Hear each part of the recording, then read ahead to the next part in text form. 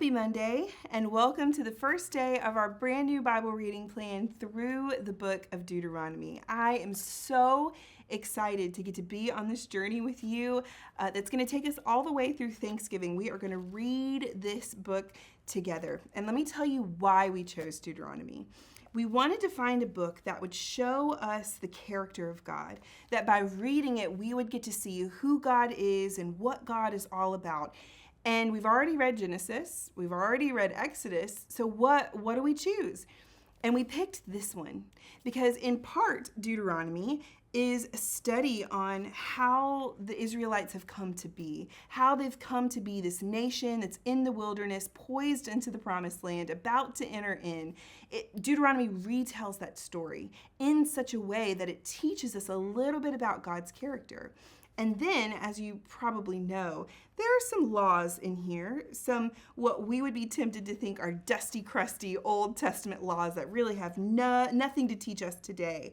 But actually, what I think you're going to find as we enter into that small section of this book right in the middle is that these are laws that reveal the very character of God.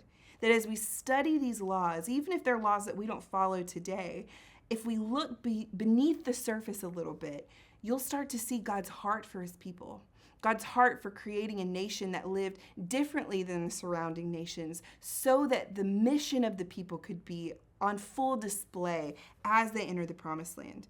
So that's why we chose Deuteronomy. Here are a couple of things about this book that I just think you should know as you pick it up. The name Deuteronomy is actually a Greek word.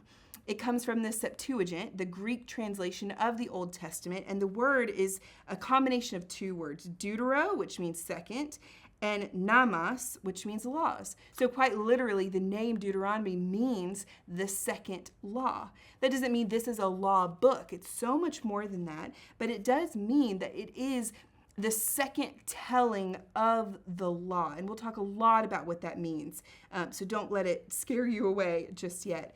In Hebrew, though, the book has a completely different name. In Hebrew tradition, a book was named after whatever the first couple of words were, even the first word was in the book. And in Deuteronomy, these are the words. So in Hebrew, the word for that, it's not three words, it's just one. It's devarim, which means words. These are the words. So here's what this book is. It's a collection of words. It's a collection of speeches, or what we know as expository sermons. So if you love Sunday mornings, you're going to love this book. It's a series of sermons and laws that are supposed to reveal something to the nation of Israel. When you read Deuteronomy, you are reading in real time what the people would have heard. Because these are a collection of speeches, it takes, I think, about 5 hours to read. This is real time. It's not a story like Genesis that happened over the course of thousands and thousands of years. It's actually a real time Moses speaking to us today. The audience for this book, who it was originally written for, is the second generation of Israelites who are standing on the other side of the Jordan, just about to enter into the promised land. They've been rescued from slavery in Egypt, brought through the wilderness to Mount Sinai, where God said, "Here are the rules of the covenant. If you obey me, I will make you this great nation. You will be a kingdom of priests." God gives them a mission and forms them at Mount Sinai. And then they leave Mount Sinai, and what Moses says should have taken just like 11 days journey in verse 2 actually ended up taking 40 years. Something went very, very wrong. And now this second generation, so the children of the Exodus generation, find themselves on another mountain, just looking out over the Jordan River and into the promised land flowing with milk and honey. And Moses is sitting them down, and this is like his eulogy, his final set of speeches, his final wisdom to them. And what he tells them over and over again in so many different ways through these different speeches is, don't make the same mistake.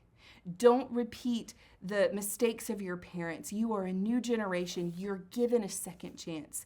As you go into the promised land, go well. And let me tell you what that means. And that's what he spends the whole rest of the book talking about, is how this new generation cannot repeat the mistakes that their parents made, how they can go into the land and actually do it well and be a faithful covenant partner to God. Here's one of my favorite lines in this opening chapter. It's in verse 6. Moses says, "The Lord our God said to us in Horeb, 'You have stayed long enough at this mountain. Turn and take your journey and go.'" And I don't know where you are in your faith journey, but I wonder if these are the words that we need to hear too. Every generation of Israelite, every generation of Jewish people would have read this story as if they too were standing on Mount Nebo, looking out over the promised land, prepared to go in. It's like Moses is saying these exact same words to them. And by extension, through every generation, it's like Moses is saying these exact same words to us too. You have stayed long enough at this mountain. Now turn, take your journey, and go. All of us are being formed. All of us have had this moment at the mountaintop where God continues to form us and speak into us and explain the law to us, so to speak. At some point, God is going to look at each of us and say, "You have spent long enough at this mountain. Now go, be my light in the world. Go, do the work that I've commanded you. Go, be the kingdom of priests that you were always meant to be." And I just resonate so much with that verse, and I think a lot of you will too.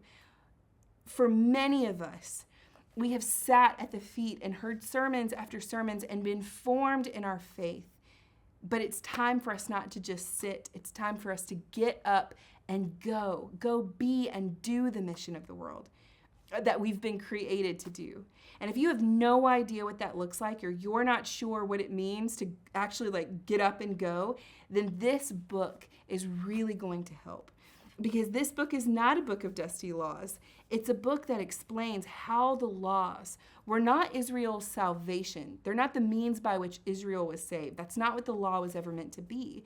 What the law is meant to be, what Moses is going to show us through these words, is how the law creates a sense of mission and purpose in us, in the ancient Israelites. And I think there's wisdom for us in this too. It's the same thing that Jesus did. Creating a group of people, forming them so that they can go and be his hands and feet in the world. So if you want to know how to do that, if you want to understand what the character of God is as revealed in the Old Testament, I think that this journey is going to help us in that. So I hope that you'll be in it for the long haul with us. And if there's anything that we can do to support you, please just let us know. Good luck on your journey, friends.